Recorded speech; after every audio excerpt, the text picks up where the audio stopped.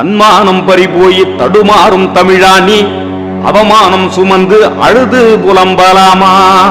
உன்னோட உரிமைகளை ஒவ்வொன்னா இழந்து விட்டு ஊருக்கு வெளியே நீ ஒண்டி பொழைக்கலாமா?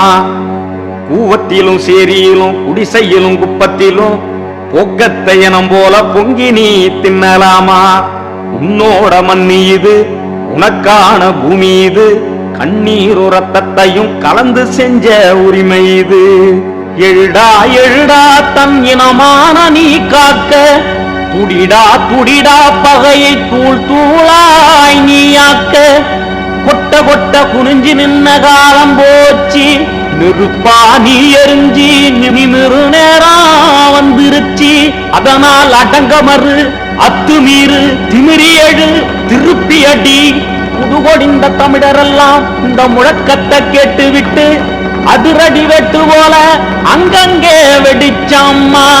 திருமாவளவன் இந்த இயக்கத்தை தொடங்குகிற போது திருமாவளவன் கையில் முதலாளிகள் இல்லை, தொழிலதிபர்கள் இல்லை, பெருந்தனக்காரர்கள் இல்லை, நிலச்சுவார்ந்தார்கள் இல்லை. திருமாவளவன் பணக்கார குடும்பத்தில் பிறந்தவன் இல்லை, முதலாளிக்கு மகன் இல்லை, ஒரு அன்றாடங்காய்ச்சிக்கு பிறந்தவன், ஆடு ஆடு மேய்க்கக்கூடிய குடும்பத்தை சார்ந்தவனுக்கு பிறந்தவன், ஒரு கோவனாண்டிக்கு பிறந்தவன், ஒரு ஓட்டாண்டிக்கு பிறந்தவன்.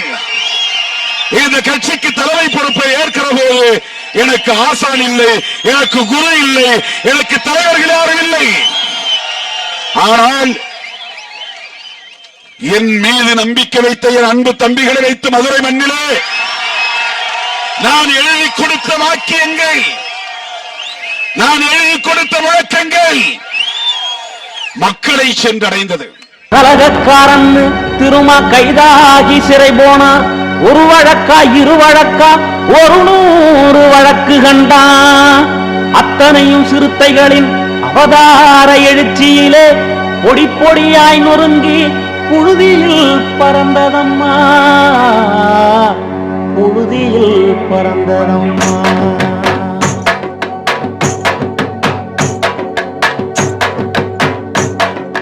பஞ்சதல முறை பாமர மக்களே பட்ட கதை கேளுங்க, நாம பட்ட பாட்ட கேளுங்க, கொஞ்சம் பக்கம் வந்து கேளுங்க.